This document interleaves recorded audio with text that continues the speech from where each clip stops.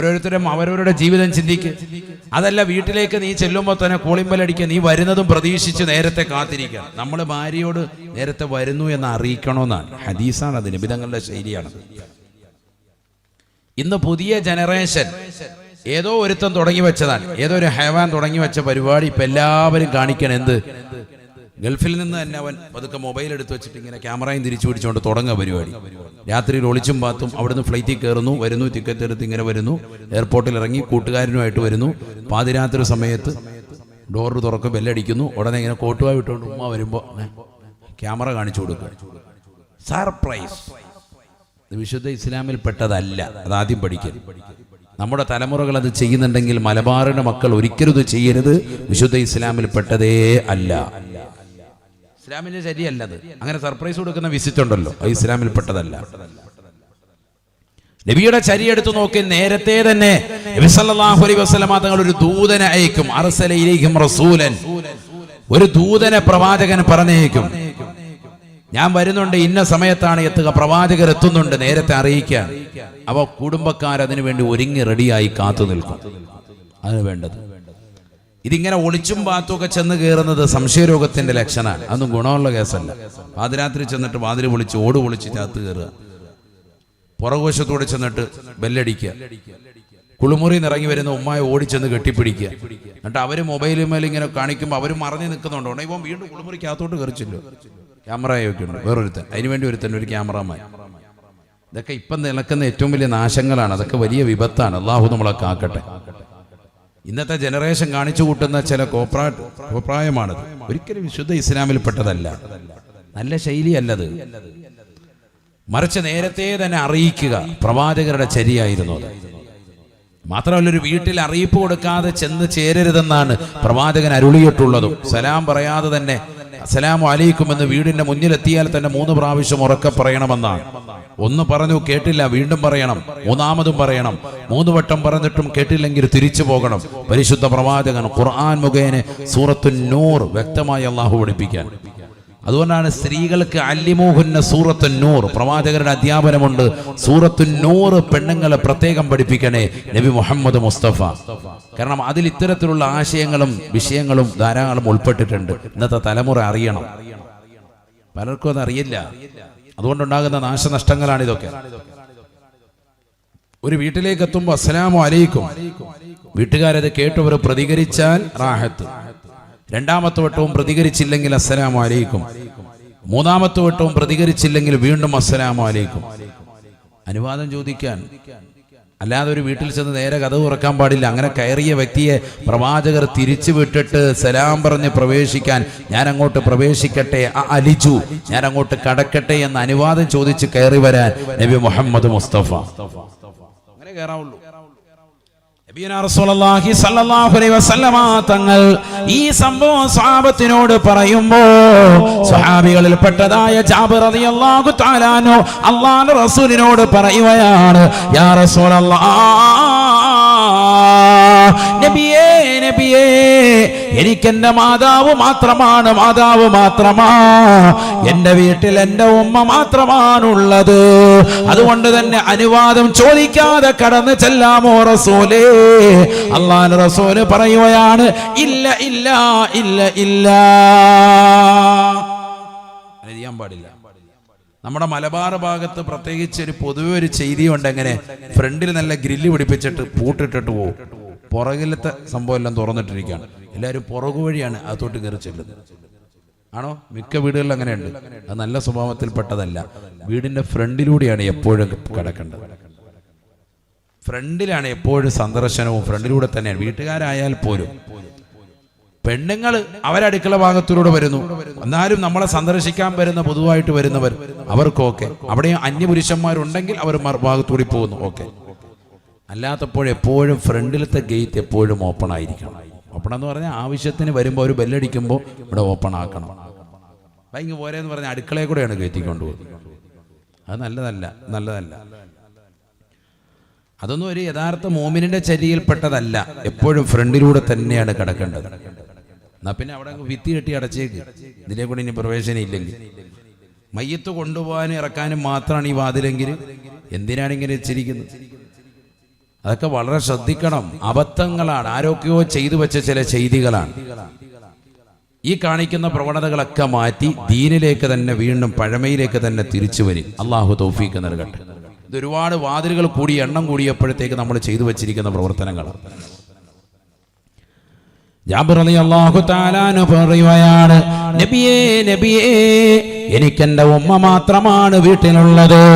ആദരവായ പ്രവാചകന് പറയുകയാണ്, ഉമ്മ മാത്രമാണ് വീട്ടിലുള്ളതെങ്കിൽ പോലും അനുവാദം ചോദിക്കൽ നിർബന്ധമാണ്, നിർബന്ധമാണ്. ജാബിർ റളിയല്ലാഹു അൻഹു പറയുകയാണ്, എന്റെ വീട്ടിൽ ഉമ്മ മാത്രമാണ് റസൂലേ, വേറെ ഒരാളുമില്ല ഹബീബേ. അല്ലാഹുവിന്റെ റസൂല് പറഞ്ഞു, ഉമ്മയോട് അനുവാദം ചോദിക്കാതെ കടക്കരുതേ, കടക്കരുതേ. മൂന്നാമത്തെ വട്ടവും ജാബിർ റളിയല്ലാഹു അൻഹു പറയുകയാണ്, എന്റെ ഉമ്മ മാത്രമാണ് വീട്ടിലുള്ളത് ഹബീബേ, അനുവാദം ചോദിക്കണോ, ചോദിക്കണോ? അല്ലാഹുവിന്റെ റസൂൽ ഉടനെ മറുചോദ്യം ചോദിക്കുകയാണ്, അതുരീദു അൻ തറാ ഉമ്മക ഉരിയാന. ജാബിറേ, ജാബിറേ, നിന്റെ ഉമ്മ നഗ്നയായി കാണുന്നതിന് നീ ഇഷ്ടം വെക്കുന്നുണ്ടോ? ഹബീബുനാ ശഫീഉനാ റസൂലുള്ളാഹി. ഒറ്റ ചോദ്യം. കാരണം സ്ത്രീകൾ അവരൊറ്റയ്ക്കായിരിക്കുമ്പോൾ ചിലപ്പോൾ ശരീരത്തിൽ എണ്ണയിട്ടോ മറ്റോ ഒക്കെ അവർ സ്വന്തമായി നിലകൊള്ളുന്ന ഒരു സമയമാകാം. നീ പെട്ടെന്ന് ചെന്ന് അങ്ങനെ ചാടിച്ചെന്ന ഒരു തുറക്കലും വിഷയങ്ങളും അതവർക്ക് മാനസിക വിഭ്രാന്തി ഉണ്ടാക്കാനും പല അസുഖങ്ങളിലേക്കും ചിലപ്പോൾ നയിക്കാനും കാരണമായേക്കാം. ചെയ്യാൻ പാടില്ല.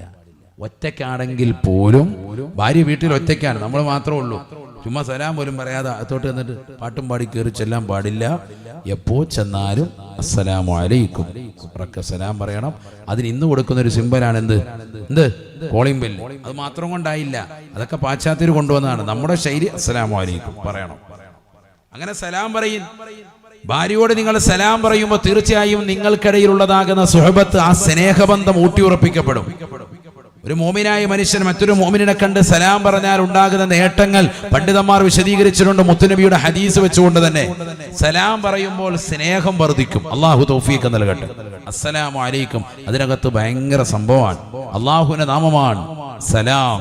അസ്സലാമു അലൈക്കും, നിങ്ങളുടെ മേൽ അള്ളാഹുവിന്റെ ഗുണവും രക്ഷയും ഉണ്ടാവട്ടെ. ഏറ്റവും ശ്രേഷ്ഠമായ അഭിവാദ്യം. വേറൊരു മതത്തിലും ഇത്രയേറെ ശ്രേഷ്ഠമായ അഭിവാദ്യമില്ല. Good morning, good afternoon, good night, ഇതിലൊന്നും കാര്യമില്ല. ഇതിനപ്പുറം ഏറ്റവും ശ്രേഷ്ഠമാക്കപ്പെട്ട അഭിവാദ്യമാണ് എന്ത്? അസ്സലാമു അലൈക്കും, ഗുണവും രക്ഷയും ഉണ്ടാകട്ടെ. വഅലൈക്കും അസ്സലാം, നിങ്ങൾക്കും അള്ളാഹുവിന്റെ ഗുണവും രക്ഷയും ഉണ്ടാവട്ടെ. എത്ര ശ്രേഷ്ഠമായ വാക്കാണ്. ഒരു ഭാര്യ ഭർത്താവിനോട് പറയും, ഭർത്താവ് ഭാര്യയോട് പറയും. നമ്മൾ എങ്കിലും പറഞ്ഞിട്ടുണ്ടോ? വർഷം 30 40 ഇന്ന് വരെ പരസ്പരം ഒരു സലാം പോലും കണ്ടാൽ പറയലുണ്ടോ? അള്ളാഹു നമ്മളെ കാത്ത് സംരക്ഷിക്കട്ടെ. അല്ലാഹുവേ, ഞങ്ങളുടെ കുടുംബജീവിതത്തിൽ സന്തോഷവും റാഹത്തും നീ നിലനിർത്തി തരണേ അല്ലാ, നിലനിർത്തി നൽകി അനുഗ്രഹിക്കണേ അല്ലാ. നബിയുനാ റസൂലുള്ളാഹി സ്വല്ലല്ലാഹു അലൈഹി വസല്ലമ തങ്ങൾ ഉറപ്പെടുത്തുകയാണ്, ഒരു ഭർത്താവിന്റെ അടുക്കൽ ഒരു ഭാര്യ ഏറ്റവും നല്ല രീതിയിൽ, ഭാര്യയുടെ അടുക്കൽ ഭർത്താവ് ഏറ്റവും നല്ല രീതിയിൽ സ്വീകാര്യനാകുന്നത് ആദരവായ പ്രവാചകനെ പറയുകയാണ്, ഖിയാറുക്കും ഖിയാറുക്കും ലി അഹ്ലീക്കും. ലോകത്തെ ഏറ്റവും അത്യുത്തമൻ ആരെന്നറിയുമോ?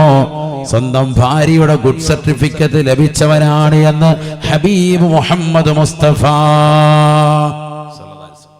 ഭാര്യ പറയാണ്, എന്റെ ഇക്ക ഓക്കെയാണ്, അയാൾ നല്ല നിസ്കാരമൊക്കെ ഉള്ള വ്യക്തിയാണ്, കള്ളു കുടിക്കൂല, ഒരു സിഗരറ്റ് പോലും ഇല്ല, ഒരു ലഹരിയുടെ പരിപാടിയുമില്ല, കറക്റ്റായി 5 വഖത്ത് നിസ്കരിക്കും, പള്ളിയിൽ ബാങ്ക് വിളിക്കേണ്ട താമസം പള്ളിയിൽ പോകും, ജുമുഅ കറക്റ്റ്, ജമാഅത്ത് കറക്റ്റ്, വീടിന്റെ കാര്യങ്ങളൊക്കെ പക്കയായി കൊണ്ടുപോകുന്നു, മക്കളുടെ കാര്യം എൻ്റെ കാര്യമൊക്കെ ഓക്കെയാണ് എന്ന ഒരു ഭാര്യ ഭർത്താവിനെ കൊണ്ട് അവകാശപ്പെട്ടാൽ ആ ഭർത്താവ് സ്വർഗം. അള്ളാഹു തൗഫീഖ് നൽകട്ടെ.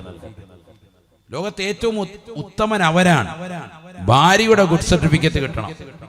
നമുക്കൊക്കെ നാട്ടിൽ ചിലപ്പോൾ ഭയങ്കര സംഭവമായിരിക്കും, പഞ്ചായത്ത് പ്രസിഡന്റ്, അത് ഇത് മറ്റ് സ്ഥാനമാനങ്ങൾ, ഇന്നതിന്റെ ആള് ഇന്നതിന്റെ ആള് ഇന്നതിന്റെ ആള്, പള്ളിയുടെ ആള്, മഹല്ലത്തിന്റെ ആള്, മദ്രസയുടെ ആള്, ഇതൊന്നുമല്ല. ഏറ്റവും ഗുഡ് സർട്ടിഫിക്കറ്റ് കിട്ടേണ്ടത് ആരുടെ കയ്യിൽ നിന്ന്? നിന്റെ ഇണയുടെ കയ്യിൽ നിന്ന്, ഭാര്യയുടെ കയ്യിൽ നിന്ന്. അള്ളാഹു തൗഫീഖ് തരട്ടെ. അത് കിട്ടാൻ വേണ്ടി പരിശ്രമിക്കണം. അതിനെന്ത് വേണം? നമ്മുടെ ജീവിത ശൈലികൾ നന്നാക്കിയെടുക്കണം. അല്ലാഹു തൗഫീഖ് നൽകട്ടെ. അല്ലാഹു നീ തൗഫീഖ് നൽകണേ അല്ലാ. ഭാര്യമാരോട് സ്നേഹത്തോടുകൂടി ഉണർത്തട്ടെ. ഹബീബായ റസൂലുള്ളാഹി സ്വല്ലല്ലാഹു അലൈഹി വസല്ലമ തങ്ങൾ പറയുകയാണ്, അയ്യുമംറഅത്തിൻ മാതത് വസൗജുഹാ അൻഹാ റാദിൻ ദഖലത്തിൽ ജന്ന. നബിയനാ റസൂലുള്ളാഹി സ്വല്ലല്ലാഹു അലൈഹി വസല്ലമ തങ്ങൾ ഉറപ്പെടുത്തുകയാണ്, അയ്യുമംറഅത്തിൻ മാതത്, മുസ്ലിമത്തായ ഏത് പെണ്ണാകട്ടെ ഈ ലോകത്ത് നിന്ന് മരണപ്പെട്ടു പോയി, മരണപ്പെട്ടു പോയതാകുന്ന ഭാര്യയെ കുറിച്ച് ജീവിച്ചിരിക്കുന്ന ഭർത്താവ് പരിപൂർണമായി പൊരുത്തപ്പെട്ടിരിക്കുന്ന വ്യക്തിയാണ്. ഭർത്താവ് പറയുകയാണ്, എന്റെ ഭാര്യ എനിക്ക് എല്ലാമായിരുന്നു, എന്റെ മക്കളെ നല്ല രീതിയിൽ നോക്കിയിരുന്നവളായിരുന്നു, എന്റെ കാര്യങ്ങൾ ശ്രദ്ധിച്ചിരുന്നവളായിരുന്നു, ദീനിയായ ചിട്ടയിൽ ജീവിച്ചിരുന്നവളായിരുന്നു, മതബോധമുള്ളവളാണ്, മതനിഷ്ഠയുള്ളവളാണ്, തഖ്വയിൽ അധിഷ്ഠിതമായ ജീവിതം നയിച്ചവളാണ്, ഒരാളോടും അനാവശ്യമാകുന്ന വർത്തമാനങ്ങൾ പറയാത്തവളാണ്, എന്റെ ഭാര്യ സാലിഹത്താണ് എന്ന് ഭർത്താവ് ഒരു ഭാര്യയെ കുറിച്ച് ഭാര്യ മരിച്ചു കിടക്കുന്ന സമയത്ത് പറഞ്ഞാൽ തീർച്ചയായും ദഖലത്തിൽ ജന്ന. പെങ്ങളെ, നീ സ്വർഗാവകാശിനിയാണ്, നീ സ്വർഗത്തിൽ പ്രവേശിച്ചു. ആ ഒരൊറ്റ വാക്കിലൂടെ തന്നെ സ്വർഗത്തിൽ കടന്നു എന്ന് ഹബീബുനാ ശഫീഉനാ റസൂലുള്ളാഹി. സ്വർഗം നിനക്കൊരു മസ്കനായി ലഭിച്ചെങ്കിലേ ഇവിടം ക്ലേശം സാരമില്ല നിന്നിലേ. ജനമോക്കയും തൃണ വൽഗണിച്ചാൽ തന്നെയും മനം നൊന്തിടണ്ട, തിബർ തന്ന പിന്നെയും. ആരോക്കെ നിന്നെ ദരിദ്രനായി കണ്ടെങ്കിലും കോടീശ്വരൻ തന്നെ നീയക്കാലത്തിലും. സ്വർഗം നിനക്കൊരു മസ്കനായി ലഭിച്ചെങ്കിലേ ഇവിടം ക്ലേശം സാരമില്ല നിന്നിലേ. സ്വർഗം ലഭിച്ചാൽ സഹോദരിമാരെ അതിനേക്കാൾ വലുത് മറ്റെന്തെങ്കിലും വേണോ? ഈ ദുനിയാവിൽ ചെറിയ കുടിലാണ് നീയും നിന്റെ ഭർത്താവും വസിച്ചത്. വളരെയേറെ പ്രയാസമായിരുന്നു, സാമ്പത്തിക ഞെരുക്കമുണ്ട്, ബുദ്ധിമുട്ടാണ്, ആളുകൾ കുറ്റപ്പെടുത്തുന്നു, സമൂഹം ഒറ്റപ്പെടുത്തുന്നു, ഒരുപാട് ആക്ഷേപങ്ങൾ നിങ്ങൾക്കെതിരിലുണ്ട്, ഒരുപാട് പ്രതിസന്ധികളിലൂടെയാണ് നിങ്ങൾ കടന്നുപോയത്. എല്ലാം നിങ്ങൾക്ക് മറക്കാം, പൊറുക്കാം, സ്വർഗം കിട്ടുമെങ്കിൽ. അല്ലാഹു തൗഫീഖ് നൽകട്ടെ. അത് കിട്ടണമെങ്കിൽ എന്ത് വേണം? ഭർത്താവിനെ അത്രയേറെ സംതൃപ്തിപ്പെടുത്തുന്ന ജീവിതം നയിക്കണം. വീട്ടിലേക്ക് കയറി വരുന്ന ഭർത്താവിന്റെ കയ്യിലിരിക്കുന്ന പൊതിയുടെ കവറ് കണ്ടിട്ട്, ഏതാണ് കയ്യിലിരിക്കുന്ന പൊതി? നല്ല ജ്വല്ലറിയുടെ പൊതിയാണെങ്കിൽ ഓടിച്ചെന്ന് മുസാഫായത്ത്, അല്ലെങ്കിൽ നേരത്തെ പറഞ്ഞ പോലെ കിബില തെറ്റി കടക്കുക. കൈയുടേതാകുന്ന കവറ് കണ്ടിട്ട് ഇഷ്ടപ്പെടുന്ന പരിപാടിയാകാൻ പാടില്ല. എവിടുന്ന വരുന്നത്? നല്ല മാളിന്ന് വരികയാണോ? അതല്ല, എവിടുന്ന വരുന്നത്? ഇന്ന ജ്വല്ലറിന്ന് വരികയാണോ? എന്താണ് കയ്യിലെ കവർ ഇങ്ങനെ നോക്കുക. അപ്പൊ നല്ല റാഹത്തായിട്ട് ഓടിച്ചെന്ന് മുസാഫാത്തി. അങ്ങനെ ആകരുത്. ഒന്നുമില്ലാതെ വന്നാലും ചെന്ന് കൈക്ക് പിടിച്ചു കൊണ്ടുവരുമായിരുന്നു ഫാത്തിമ ബീവി റളിയല്ലാഹു അൻഹ. അരിയാരിതങ്ങളെ ഒന്നുമില്ല, കൈയും വീശിയാ വരുന്നത്. ക്ഷീണിച്ച് അവശനായിട്ടാണ് വരുന്നത്, അറിയാം. കയ്യിൽ പോയി പിടിക്കും. വേറെ ആരും ഇല്ലെങ്കിൽ ചെന്ന് ഓടിച്ചെന്ന് കൈക്ക് പിടിച്ച് നേരെ കൊണ്ടുവന്ന് അകത്ത് കൊണ്ടുവന്ന് ഇരുത്തി നല്ല തണുത്ത വെള്ളം കൊടുക്കും ആദ്യം തന്നെ. ആ യാത്രയുടെ ക്ഷീണമൊക്കെ മാറി അല്പനേരം മൗനം അവലംബിച്ച് കഴിയുമ്പോഴാണ് ഫാത്തിമ ബീവി ചോദിക്കുക, എന്തുണ്ട് വിശേഷം, യാത്രയൊക്കെ സുഖമായിരുന്നോ? അങ്ങോട്ട് ചോദിച്ചു തുടങ്ങും. ഒരു ഭർത്താവ് ഇത്രയേറെ പ്രയാസം സഹിച്ച് പകലന്തിയോളം പാടത്തും പറമ്പത്തും ഒക്കെ കിടന്ന് കഷ്ടപ്പെട്ട്, അല്ലെങ്കിൽ പ്രവാസ ലോകത്തെ ജീവിതം കഴിഞ്ഞ് തിരിച്ചു വന്ന് പ്രയാസം അനുഭവിച്ച് അദ്ദേഹം ഇവിടെ വന്നങ്ങോട്ട് കയറി, അല്ലെങ്കിൽ ജോലിയുടെ എല്ലാ ഭാരങ്ങളും പ്രയാസങ്ങളും സഹിച്ച് അദ്ദേഹം വീട്ടിലേക്ക് വന്ന് ചൂടുകൊണ്ട് ബുദ്ധിമുട്ടിക്കൊണ്ട് വരുമ്പോൾ അയാളെ കിടന്ന്, ഞാൻ പറഞ്ഞ സാധനം വാങ്ങിച്ചില്ല, നിങ്ങളെ പറഞ്ഞു വിട്ടപ്പോഴാണ് ഓർത്ത്, അല്ലെ തന്നെ ഇങ്ങനെ തന്നെ ഉണ്ടാവുള്ളൂ. പിന്നെ എങ്ങനെ ടെമ്പറേച്ചർ തെറ്റായിരിക്കും, BP എങ്ങനെ കൂടാതിരിക്കും? ഇത്രയേറെ യാത്ര ചെയ്ത് സൂര്യനെ ചൂടുവെച്ച് പ്രയാസപ്പെട്ട അയാൾ വീട്ടിലേക്ക് ഒരു വിധത്തിൽ വന്നാണ്. ഒന്ന് മറന്നുപോയി, ഒരു വിഷയം വിട്ടുപോയി. അത് പിന്നീടാണ് അതിനെപ്പറ്റി ചോദിക്കുകയും പ്രയാസപ്പെടുത്തുന്നതാകുന്ന വർത്തമാനങ്ങൾ പറയാതെ രമ്യമായത് പരിഹരിക്കണ്ടേ. വിട്ടുപോയ മറന്നുപോയ കുഴപ്പമില്ല, നമുക്ക് ഇൻഷാ അല്ലാഹ് പിന്നെ വാങ്ങാം, ഇപ്പോൾ ഉടനെ ഒന്നും ആവശ്യമുള്ളതല്ല എന്ന് പറഞ്ഞവരെ സമാധാനിപ്പിക്കുന്നതിന് പകരം അങ്ങനെ പറഞ്ഞാൽ ഏത് ഭർത്താവും അന്ന് വൈകുന്നേരം തന്നെ പോയി വാങ്ങും. നേരെ മറിച്ച് തിരിച്ചാണ് പറയുന്നതെങ്കിലോ അയാളുടെ മനസ്സിൽ ആകെ വിഷമമായി, പിന്നെ അത് വാങ്ങിച്ചു കൊണ്ടുവന്നാൽ പോലും സംതൃപ്തിയോടുകൂടിയായിരിക്കില്ല. അപ്പോൾ സ്ത്രീകൾ വളരെ നല്ല രീതിയിലുള്ള പെരുമാറ്റം വേണം. നാവ് ചില സഹോദരിമാരുടേത് വളരെ മോശമാണ്. മുറുക്കിയിട്ട് പഴയ സ്റ്റൈലാണ് ഇപ്പോൾ. അരപ്പട്ടയും വെച്ചുകൊണ്ട് ഇങ്ങനെ ഇരുന്നിട്ട് കച്ചറ, ഭയങ്കര ഒച്ചപ്പാടും ബഹളവും, നാവ് തുറന്നാൽ തീർന്നു. അസർ മുതൽ മഗ്‌രിബ് വരെ ഒച്ചപ്പാടും ബഹളവും. അയൽവക്കത്തെ വീട്ടിൽ കിടന്ന് വഴക്കിന് ബഹളമാണ്, വഴിക്ക് ബഹളമാണ്. അരച്ചാണ് വഴിയുടെ ബഹളത്തിൽ ആരാ രംഗത്ത് നിൽക്കുന്ന പർദ്ദയൊക്കെ ധരിച്ച മലപ്പുറംകാരി ഉമ്മ കത്തിയായിട്ട് നിൽക്കുന്ന ഫോട്ടോ യൂട്യൂബ് ചാനലിലെല്ലാം വരുവാൻ, വാളും പരിചയമായിട്ട് നിൽക്കാൻ. അള്ളാഹു നമ്മളെ കാക്കട്ടെ. അഴച്ചാൻ വരിക്ക് വേണ്ടി കിടന്ന് അടിയുണ്ടാക്കുക, ഉമ്മ കിടന്ന് ഭയങ്കര ഒച്ചപ്പാടും ബഹളവും. ചില സഹോദരിമാരുടെയൊക്കെ നാവിൽ നിന്ന് വരുന്ന ചീത്ത, നഊദു ബില്ലാഹ്, അള്ളാഹു നമ്മളെ കാക്കട്ടെ. വലിയ വിഷയമാണത്. ഞാനിപ്പോൾ അതിലേക്ക് പോകുന്നില്ല. പറയാനാണെങ്കിൽ ഡസൻ കണക്കിന് ഹദീസുകൾ ഓതേണ്ടി വരും.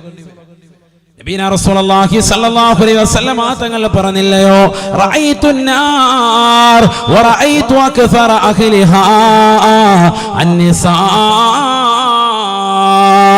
കത്തിച്ചൊലിക്കുന്ന നരകത്തെ ഞാൻ എന്റെ കണ്ണുകൊണ്ട് മേറാജ് രാവിൽ കണ്ടുപോയി. സഹാബ വറഅയ്തു ഫീഹാ ഇംറഅതാ, അതിലൊരു പെണ്ണിനെ ഞാൻ കാണുകയാണ്. മുഅല്ലിഖതൻ ലിസാനഹാ ഇലൽ ഉസ്തുവാനതി മിനന്നാർ. നരകത്തിൽ ഞാൻ കൂടുതൽ കണ്ടത് സ്ത്രീവർദ്ധക്കത്തെയാണ്, സ്ത്രീകളെയാണ്. അതിലൊരു പെണ്ണതാ അവരുടെ നാവിനെ വലിച്ച് നരകത്തിൻ്റെതാകുന്ന തീജ്വാലകൾ പടർന്നതായ തൂണിലേക്ക് നാവിനെ വലിച്ച് കെട്ടപ്പെട്ടതായി കണ്ടപ്പോ ഫഖുൽതു ലിജിബ്രീൽ, ഞാൻ ജിബ്രീലിനോട് ചോദിച്ചു, മൻ ഹാദിഹി യാ ജിബ്രീൽ, ആരാണ് ജിബ്രീലേ ഈ പെണ്ണ്, ഇത്ര ഹതഭാഗിയായ പെണ്ണേതാണ്? വറഅയ്തു ഫീഹാ ഇംറഅത മുഅല്ലിഖതൻ ലിസാനഹാ ഇലൽ ഉസ്തുവാനതി മിനന്നാർ.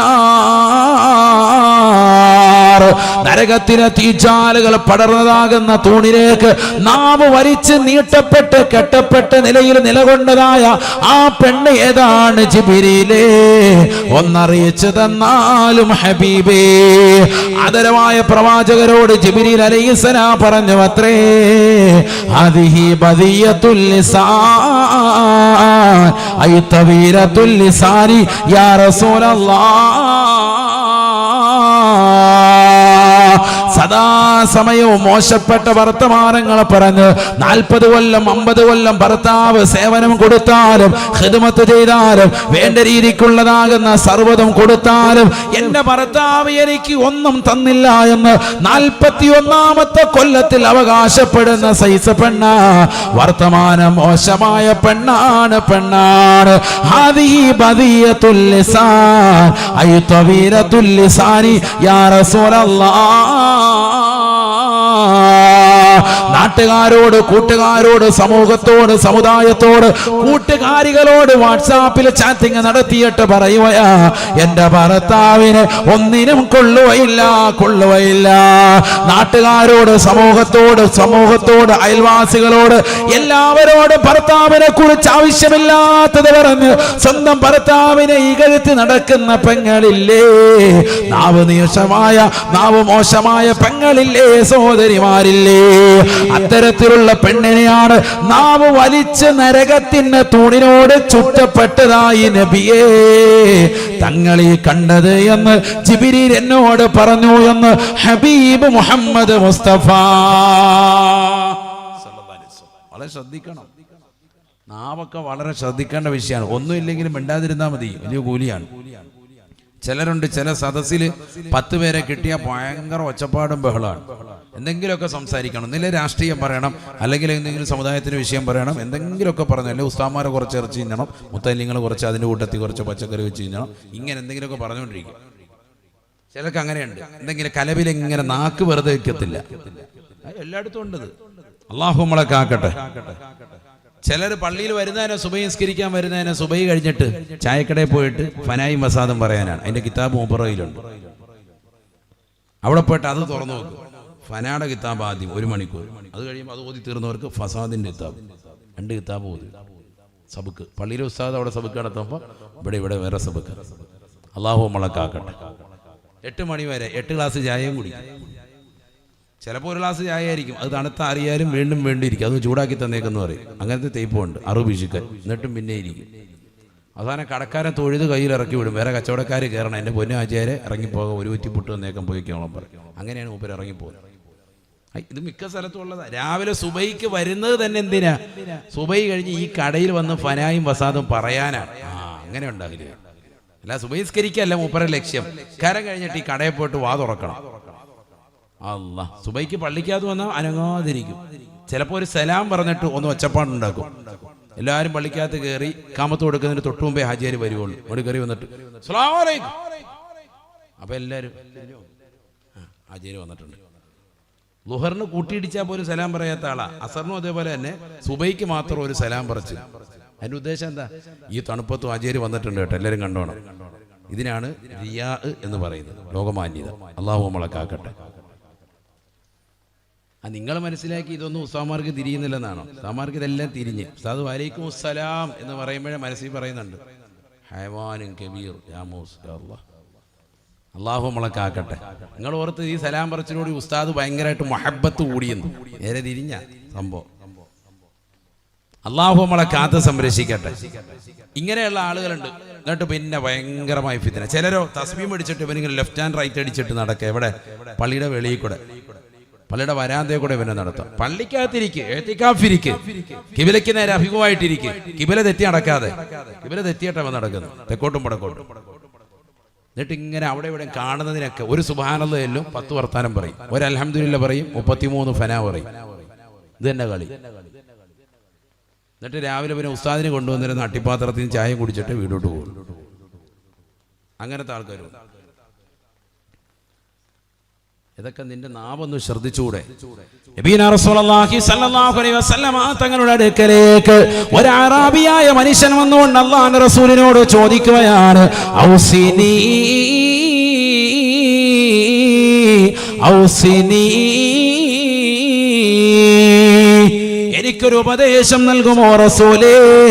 എനിക്കൊരു വസിയത്ത് നൽകുമോ ഹബീബേ? ആദരവായ റസൂലുള്ളാഹി സ്വല്ലല്ലാഹു അലൈഹി വസല്ലമ തങ്ങൾ ഉടനെ തന്നെ നാവിനെ പിടിച്ചിട്ട് പ്രവാചകന് പറയുകയാ, കുഫാൻ കഹാദാ കുഫാൻ കഹാദാ.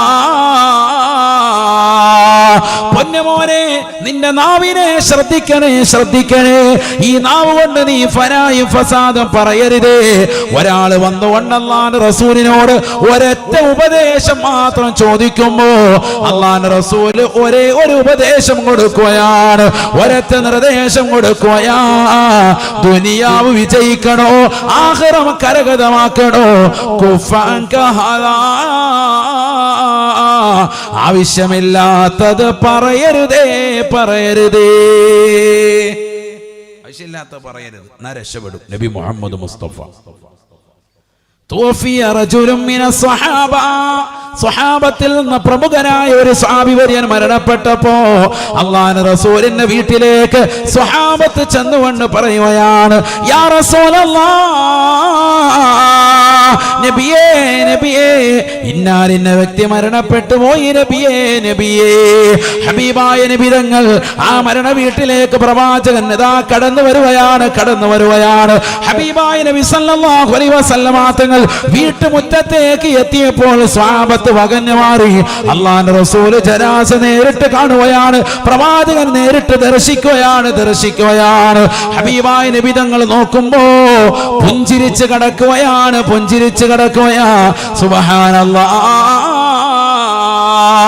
ഹബീബായ നബി സല്ലല്ലാഹു അലൈഹി വസല്ലമ തങ്ങൾ മയ്യത്ത് കുളിപ്പിക്കാൻ വേണ്ടി പ്രവാചകൻ ആഹ്വാനം കൊടുക്കുന്നതായ സന്ദർഭത്തിൽ ഒരു സ്വഹാബി വര്യൻ അല്ലാഹുവിന്റെ റസൂലിനോട് വിളിച്ചു പറയുകയാ, അബ്ശിറുഹു ബിൽ ജന്ന യാ റസൂലല്ലാഹ്.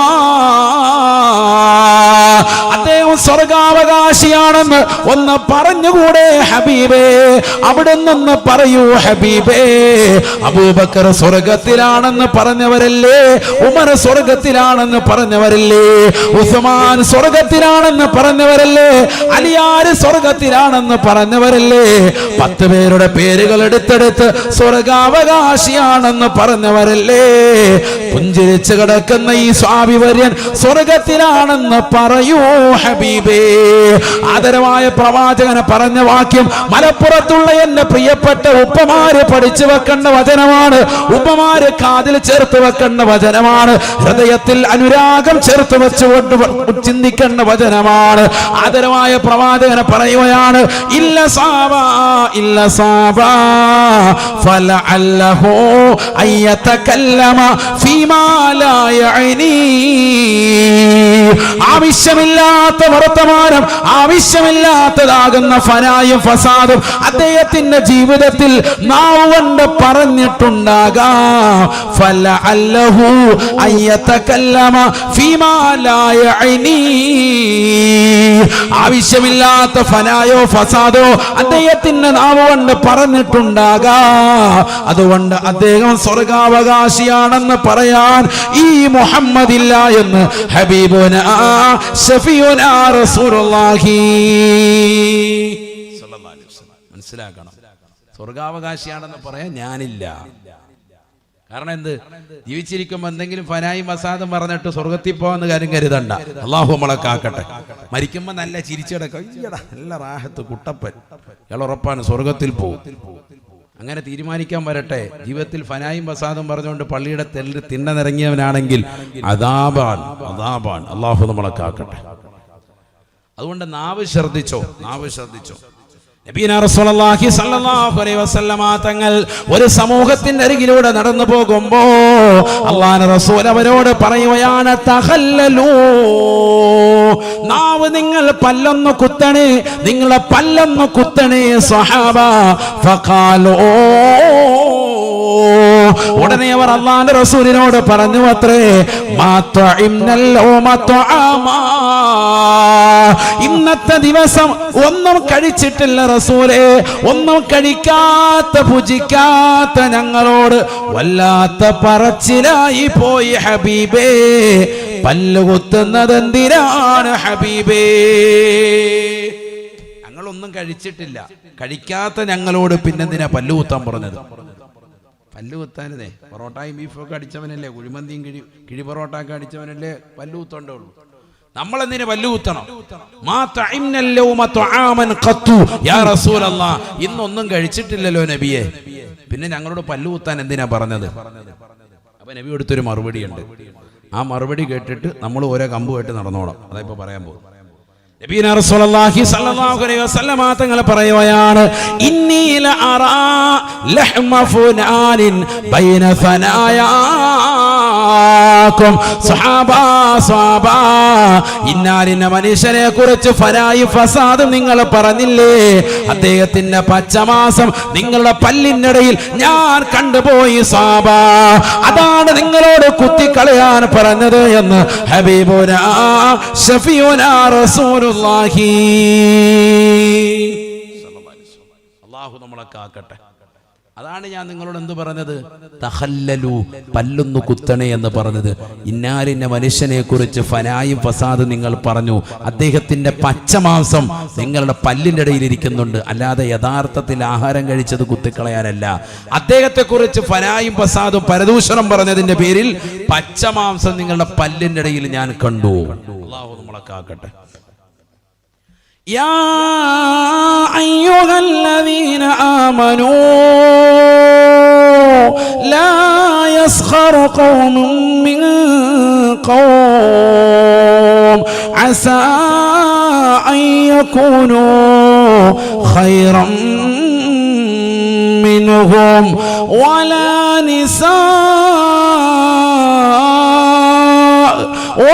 نساء من نساء عسى أن يكونوا خيرا منهن വലാ തൽമിസൂ അൻഫുസകും വലാ തനാബസൂ ബിൽ അൽഖാബ്. അല്ലയോ മുഅ്മിനീങ്ങളെ, സത്യവിശ്വാസികളെ, ഒരാളെയും ഒരു മുഅ്മിനെയും നിങ്ങൾ പരിഹസിക്കരുത്. കാരണം പരിഹസിക്കപ്പെടുന്നതായ പാവപ്പെട്ട മനുഷ്യൻ നിങ്ങളെക്കാൾ ഉത്തമരാകാം. അല്ലയോ മുഅ്മിനത്തുകളാകുന്ന സഹോദരിമാരെ, ഒരൊറ്റ സഹോദരിമാരെയും നിങ്ങൾ പരിഹസിക്കരുത്. കാരണം നിങ്ങളെക്കാൾ ഉത്തമരായി അവർ മാറിയേക്കാമെന്ന് പരിശുദ്ധമായ ഖുർആൻ. നിങ്ങൾ ഇവിടെ വലിയ സംഭവമായിട്ട് നടന്നു, ഞാൻ ഇതാണെന്ന് വലിയ അഭിമാനമായിട്ടൊക്കെ നടന്നു. ആഖിറത്തിലെത്തുമ്പോൾ ഏറ്റവും വലിയ പാപ്പരായി മാറും. അള്ളാഹു നമ്മളെ കാക്കട്ടെ. അമലൊക്കെ പോവും. അള്ളാഹു നമ്മളെ കാത്ത് സംരക്ഷിക്കട്ടെ. അവിടെ ശ്രദ്ധിക്കുക. അള്ളാഹു തൗഫീഖ് തരട്ടെ. നീട്ടുന്നില്ല, ചുരുക്കം. ശരിക്കും ശ്രദ്ധിക്കണേ. ഹദീസ് ധാരാളം പറയാൻ സാധിക്കും. അതിലേക്ക് ഞാനിപ്പോൾ ചുരുക്കുകയാണ്. തിരിച്ച് വിഷയത്തിലേക്ക് വീണ്ടും വരികയാണ്. നമ്മളെവിടെയാ പറഞ്ഞു വെച്ചത്? നബിക്ക് ഏറ്റവും ഇഷ്ടപ്പെട്ടതാകുന്ന 3 വസ്തുക്കളിൽ രണ്ടാമത്തെ ഭാഗത്ത് നിന്നാണ് ഇപ്പൊ പോയത്. ഒന്ന് സുഗന്ധം, മറ്റൊന്ന് ഭാര്യമാർ, മൂന്നാമത്തത്. ശരിക്കും ശ്രദ്ധിക്കും. നബിയുനാ റസൂലുള്ളാഹി സ്വല്ലല്ലാഹു അലൈഹി വസല്ലമ തങ്ങൾ പറയുകയാണ്, വഖുറത്തു ഐനി ഫിസ്സലാ. എനിക്ക് മൂന്നാമതായി ഏറ്റവും പ്രിയമുള്ളത് നമസ്കാരത്തിൽ കൺകുളിർമയാകലാണ്. നിസ്കാരം എന്നല്ല പറഞ്ഞത്, അസ്സലാ എന്നല്ല പറഞ്ഞത്. എനിക്ക് മൂന്നാമതായി ഏറ്റവും ഇഷ്ടം നിസ്കാരം എന്നല്ല, പിന്നെയോ നിസ്കാരത്തിൽ കൺകുളിർമയാകലാണ്. അള്ളാഹു അത് തൗഫീഖ് നൽകട്ടെ. 2 രീതിയിലുള്ള യാത്രയുണ്ട്. ശരിക്കും ശ്രദ്ധിക്കണേ. മഹത്തുക്കളാകുന്ന സൂഫിയാക്കൾ ആ യാത്രയെ പഠിപ്പിക്കുന്നുണ്ട്. ഒന്ന് അസ്സൈറു ഇലല്ലായാണ്. അസ്സൈറു ഇലല്ലാ, അല്ലാഹുവിലേക്കുള്ള പ്രയാണം.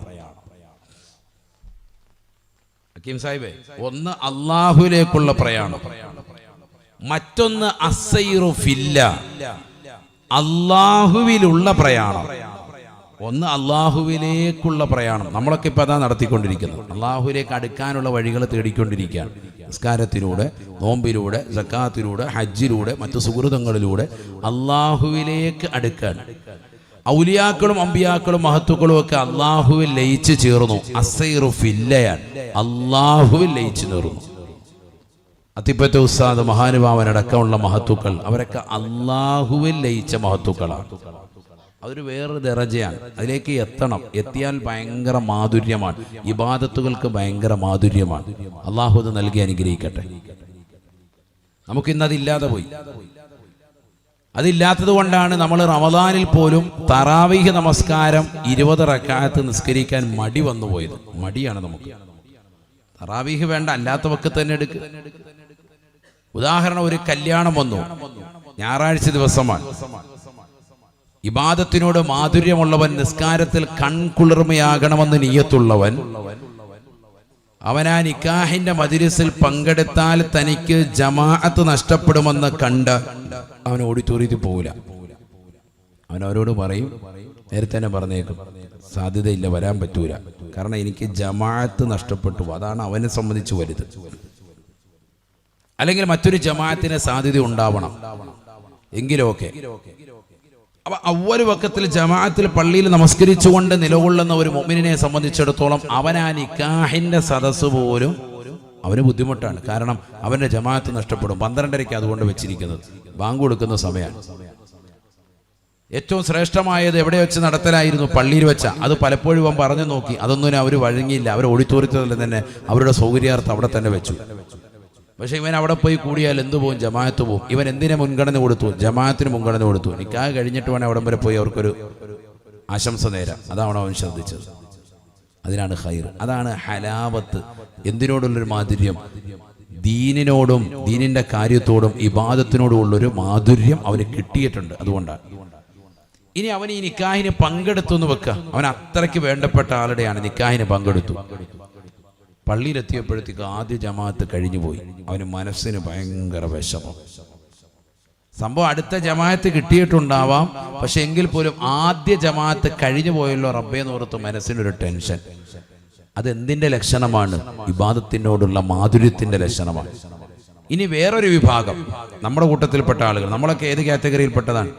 കല്യാണം ഉണ്ടെന്നറിഞ്ഞാൽ തന്നെ രക്ഷപ്പെട്ട്, അന്നത്തെ സുബഹിയും വേണ്ട, രക്ഷപ്പെട്ട്. ഇന്ന് ലോറിന് പള്ളിയിലോട്ടും വേണ്ട, ഇവിടെ വല്ല കുഴിമന്തിയൊക്കെ കഴിച്ച് അസർ നിസ്കരിക്കേണ്ട. കാരണം ഇതിൻ്റെ കൂട്ടത്തിൽ ചടങ്ങിന് പോകണ്ടേ, അവിടെ പോയി അവിടെ ഫുഡ് അടിക്കേണ്ട, അവിടെ അല്ല കിഴിപൊറോട്ട എന്നാണ് പറയുന്നത് കേട്ടോ. എന്നാൽ പിന്നെ അങ്ങോട്ട് പോയേക്കാം. അവൻ്റെ നിസ്കാരം മുഴുവൻ അവൻ കളയാൻ വേണ്ടി ചാൻസ് ഒപ്പിച്ച് നടക്കുന്നവരാണ്. രണ്ടും രണ്ടാണ്. ഇതേപോലെ തന്നെ റമദാനിൽ നോമ്പുതുറയ്ക്ക് വേണ്ടി വിളിച്ചു. തൻ്റെ നാട്ടിൽ നിന്ന് ഒരു 30 കിലോമീറ്റർ അപ്പുറത്താണ് നോമ്പുതുറയുള്ളത്. പോയി കഴിഞ്ഞാൽ ഏറ്റവും അടുത്ത ആളെ വിളിച്ചത്. പോകലൊക്കെ വളരെ നല്ലതാണ്. പോയി കഴിഞ്ഞാൽ ഇവന് ഇശായുടെ ജമാഅത്ത് നഷ്ടപ്പെട്ടു പോകും. തറാവിയെ ചിലപ്പോൾ ഒരു 8 റക്അത്തും പോവും. ഉദാഹരണം 20 റക്അത്ത് ജമാഅത്ത് കിട്ടൂല. വന്ന് നിസ്കരിക്കാം. അത്ര ദൂരത്താണ് പോകുന്നത്. 30 കിലോമീറ്റർ പോകണം. നേരത്തെ പോകാം, അസർ കഴിഞ്ഞ് പോകാം, അസർ നിസ്കരിച്ചിട്ട്. പക്ഷെ മഗ്‌രിബിന് അവിടെ പോയി നിസ്കരിച്ചാലും ഇശായിന് തിരിച്ചെത്താൻ പറ്റൂല. അങ്ങനത്തെ ഒരു അവസ്ഥയാണ്. അപ്പൊ അവന് ടെൻഷനായി. അപ്പൊ അവൻ എന്ത് തീരുമാനിച്ചു? ആ വീട്ടുകാരൻ വിളിച്ചപ്പോഴേ പറഞ്ഞു, എനിക്ക് പള്ളിയിൽ കറക്റ്റ് തറാവീഹിന് എത്തേണ്ടതുകൊണ്ട് ഇൻഷാ അല്ലാഹ് ഞാൻ നേരത്തെ ഒന്ന് എത്തിക്കോളാം എന്ന് പറയുകയും ചെയ്തു. സുബഹി നിസ്കരിച്ചിട്ട് ഒരു 8 മണി സമയമായപ്പോൾ ഇവൻ രാവിലെ അവിടെ ചെന്നു. ഒരു പുതിയായിട്ട് ഒരു നോമ്പുറയ്ക്ക് വിളിച്ചല്ലേ, അവരുടെ സൽക്കാരം സ്വീകരിച്ച് അവിടെ പ്രായമുള്ള ആളുകളെയൊക്കെ ഒന്ന് കണ്ട് ളുഹറിന്റെ മുമ്പ് തന്നെ അവൻ നേരെ ജമാഅത്തിന് പള്ളി തിരിച്ചു വന്നു. ആ കാര്യങ്ങൾ റാഹത്താക്കി മഗ്‌രിബിന് ഇവിടെ തന്നെ കൂടി റാഹത്തായിട്ട് ഇശായിന് പള്ളിയിലും എത്തി. അവന് തറാവീഹിനും പരിഗണന കൊടുത്തു. എന്തുകൊണ്ട്? അവൻ ഇതിനോടൊരു മാധുര്യമുണ്ട്. മറ്റേത് നോമ്പുതുറ വിളിച്ചതേ ഉള്ളൂ, അപ്പോഴേ ഇവിടെ അടയാളപ്പെടുത്തി കലണ്ടറിനകത്ത് കുത്തി വരച്ച് വെച്ചിരിക്കാൻ. അന്ന് അവിടെയാണ് ഫുഡ്. ഇവിടെ അടുപ്പ് കത്തിക്കപ്പെടുകയില്ല. നേരത്തെ തന്നെ ഇവിടുന്ന് സുബഹി കഴിഞ്ഞപ്പോഴേ കുത്തിയും പറിച്ച് അങ്ങോട്ട് പോയി. പിന്നെ അവിടെ കൂടുകയാണ്. അവർ പിന്നെ വീട്ടിൽ നിന്ന് ഇറക്കി വിടുകയാണ്. ഇത് 3 ദിവസം ഇതിനെ അപ്പച്ചമ്പി കയറ്റി ആവി കയറ്റി കൊടുത്ത് മിച്ചം വന്നത് കഴിപ്പിച്ചിട്ട് പോലും ഇവൻ പോകുന്നില്ല. 3 ദിവസത്തിൻ്റെ പൊക്കെ ഇവിടുന്ന് പോകുന്നുള്ളൂ. ആട്ടി ഇറക്കി വിടേണ്ട അവസ്ഥ. കാരണം എന്താ? ഇവന് താല്പര്യം അവിടെ നിൽക്കലാണ്, ഇങ്ങോട്ട് വരലല്ല. എങ്ങോട്ടെങ്കിലുമൊക്കെ ടൂറ് പോയാൽ മതി.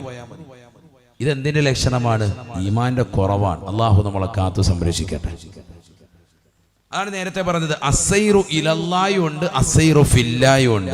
നമ്മൾ ഇപ്പോഴും അസൈറു ഇലല്ലായാണ്. എന്തിലെത്തിയിട്ടില്ല? അസൈറു ഫില്ല, അള്ളാഹുവിൽ ലയിച്ചു ചേർന്നുള്ള യാത്രയിൽ എത്തിയിട്ടില്ല. അതെത്തണമെങ്കിൽ മാധുര്യം വരണം. അങ്ങനെ എത്തിയ ആളുകളുണ്ട് നമ്മുടെ കൂട്ടത്തിൽ. പ്രായമുള്ള ആളുകൾ, ഉമ്മമാരും ഉണ്ട്, ഉപ്പമാരും ഉണ്ട്. ഒരു വാക്കത്ത് ജമാഅത്ത് നഷ്ടപ്പെട്ടു പോയാൽ അവർക്ക് ഭയങ്കര ടെൻഷനാണ്. ഉമ്മമാരെ സംബന്ധിച്ചിടത്തോളം അവല് വക്കത്തിൽ നിസ്കരിക്കാൻ പറ്റിയില്ല. സുബഹിക്ക് കടന്ന് ഉറങ്ങിപ്പോയി. ഒരു 6:30 7 മണിക്ക് എഴുന്നേറ്റ് ഭയങ്കര ടെൻഷനാണ്. ദീനിയായ മജ്ലിസ് നഷ്ടപ്പെട്ടു പോയി. ടെൻഷനാണ്, വിഷമമാണ്, ദുഃഖമാണ്. ഇന്ന് ആ ദിക്ർ ചെല്ലാൻ പറ്റിയില്ല, ഇന്ന് സലാത്ത് ചെല്ലാൻ പറ്റിയില്ല, ഇന്ന് ആ യാ ഹയ്യു യാ ഖയ്യൂം ചെല്ലാൻ പറ്റിയില്ല, ഇന്ന് ലാ ഹൗല ചെല്ലാൻ പറ്റിയില്ല. ടെൻഷനാണ്. അങ്ങനെ ഒരു അവസ്ഥയിലേക്ക് എത്തിയുമ്പോൾ മാത്രമാണ് നമുക്ക് ഹലാവത്തുണ്ടാവുക. മനസ്സിലാകുന്നുണ്ടോ? ആണ് ഞാൻ പറഞ്ഞത്. ആ ഒരു അവസ്ഥയിലേക്ക് എത്തണം. അള്ളാഹു തൗഫീഖ് തരട്ടെ. നബി സല്ലല്ലാഹു അലൈഹി വസല്ലം തങ്ങൾ അതാണ് പറഞ്ഞത്. എന്ത്? എനിക്ക് മൂന്നാമതായി ഏറ്റവും പ്രിയം എന്തിനോടാണ്? നിസ്കാരത്തിൽ കൺകുളിർമയാകലാണ്. അള്ളാഹു നമുക്കത് നൽകി അനുഗ്രഹിക്കട്ടെ. അള്ളാഹു നൽകി അനുഗ്രഹിക്കട്ടെ. പടച്ചറബ് തീരുമാനിച്ചാലല്ലാതെ അത് കിട്ടൂല. അള്ളാഹു നമുക്ക് ആ ഹലാവത്ത് നൽകി അനുഗ്രഹിക്കട്ടെ. നമുക്ക് നമ്മുടെ ഭാര്യ സന്താനങ്ങൾക്കും നിസ്കാരത്തോടുള്ള താല്പര്യം അള്ളാഹു നസീബാക്കട്ടെ. അതൊരു ഭാരമായി നമ്മൾ കണ്ടാൽ പോയി. അള്ളാഹു നമ്മളെ കാക്കട്ടെ. അങ്ങനെയാണ്, ഭാര്യമായി കണ്ടാൽ പോയി.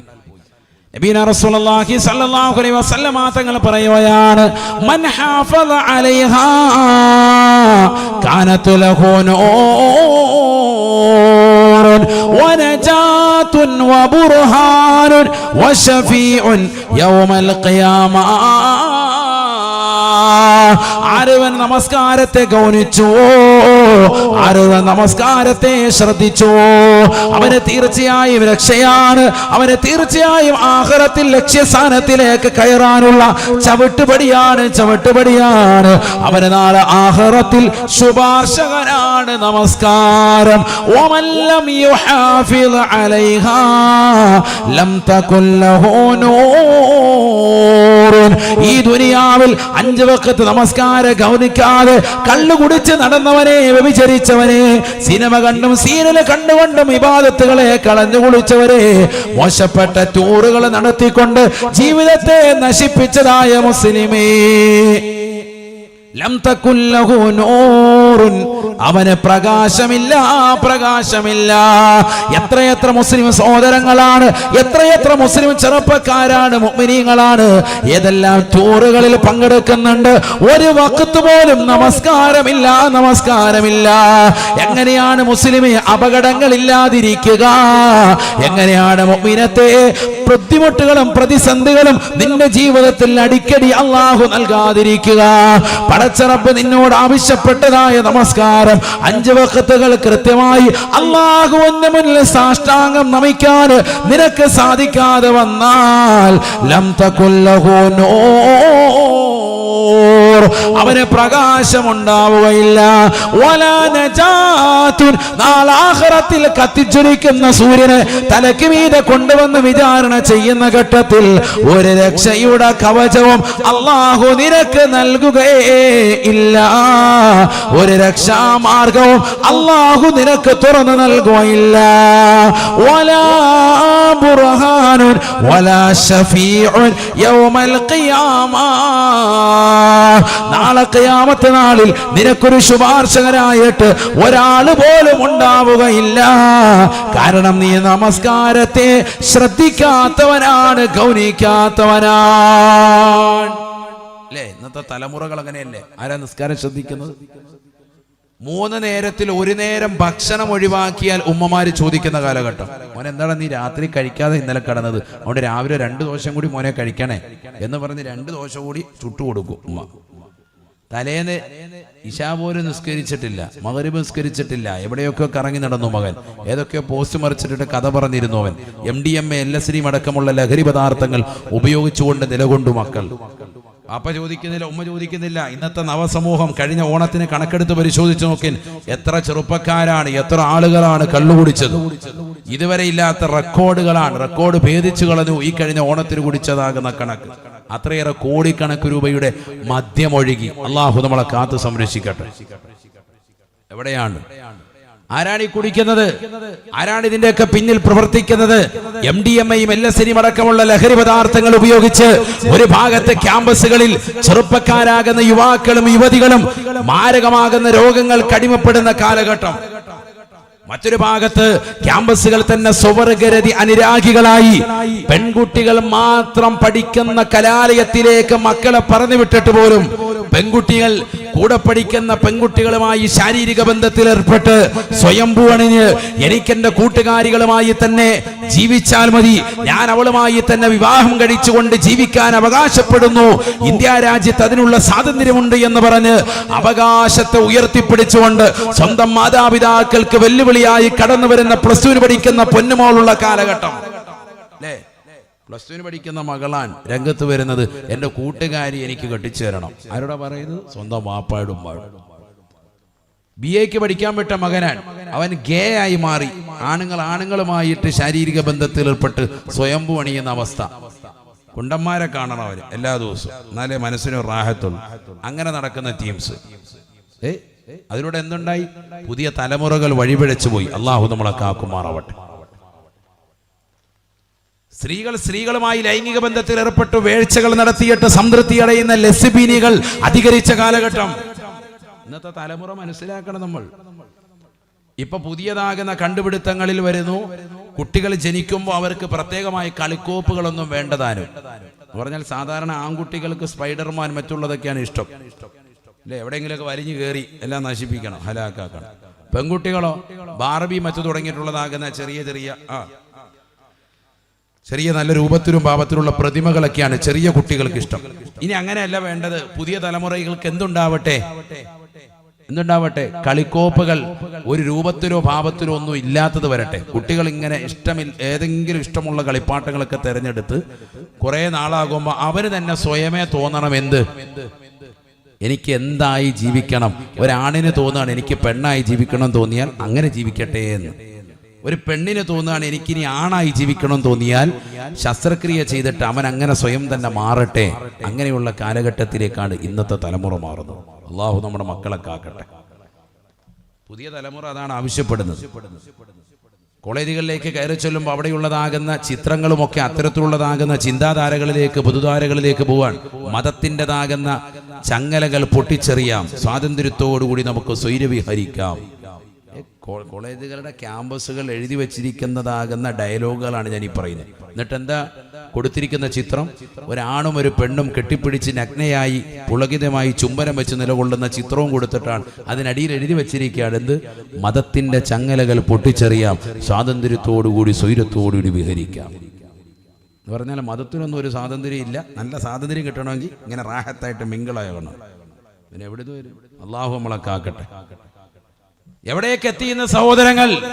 ഇന്നത്തെ ലേറ്റസ്റ്റ് ന്യൂസ് എന്താണ്? ജില്ല ഞാൻ പറയുന്നില്ല.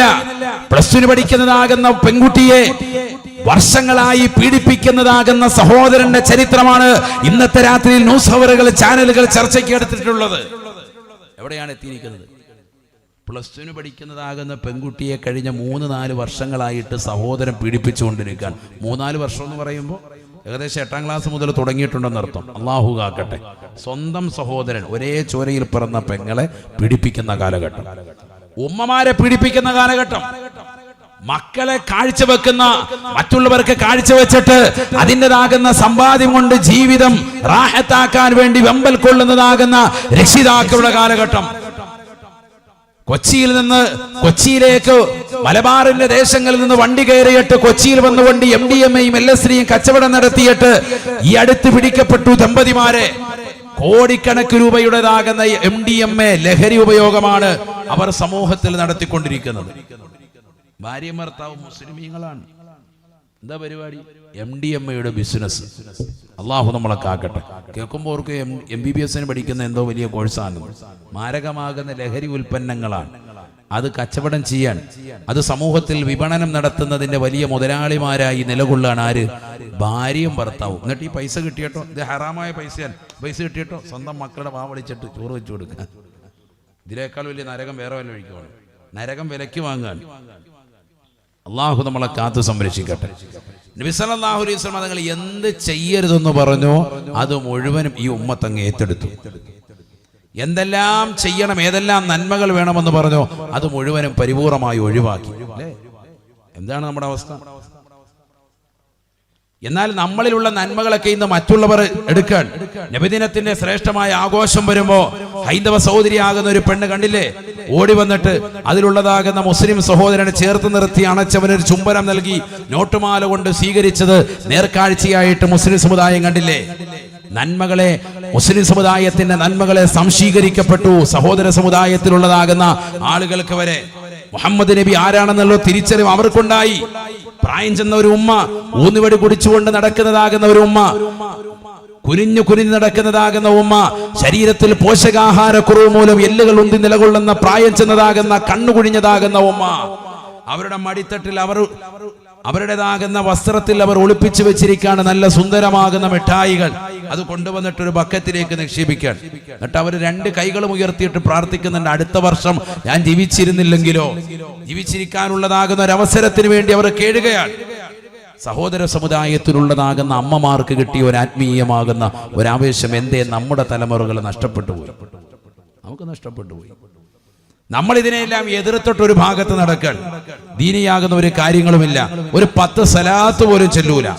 എതിർക്കുന്ന ആളുകൾ പോലും ഒരു 10 സലാത്ത് പോലും ചെല്ലാതെ 10 സലാത്തുകൾ ചെല്ലുന്ന വ്യക്തികളെ കൂടി എതിർക്കുന്ന അവസ്ഥയിലേക്ക് സഹോദര സമുദായത്തെ പോലും നാണിപ്പിക്കുന്ന വിധത്തിൽ മുസ്ലിം സമുദായത്തിനിടയിൽ ഭിന്നിപ്പുണ്ടാക്കുകയും അനൈക്യമുണ്ടാക്കുകയും ചെയ്യുന്ന ഇത്തരത്തിലുള്ള ആളുകളുടെ പ്രവണതകൾ നിർത്തണം. നമ്മൾ ഒന്നിക്കേണ്ട സമയം അതിക്രമിച്ചു സഹോദരങ്ങളെ. ഒരു ഭാഗത്ത് ഫാസിസ്റ്റ് ശക്തികൾ വല്ലാതെ ശക്തി പ്രാപിക്കുന്ന ഒരു കാലഘട്ടം. എന്തുകൊണ്ട് മുസ്ലിം സമുദായത്തിനിടയിൽ ഇങ്ങനെ ഒരു ഭിന്നിപ്പ്? പരസ്പരം സ്നേഹിക്കാൻ പഠിപ്പിച്ച മതമല്ലേ?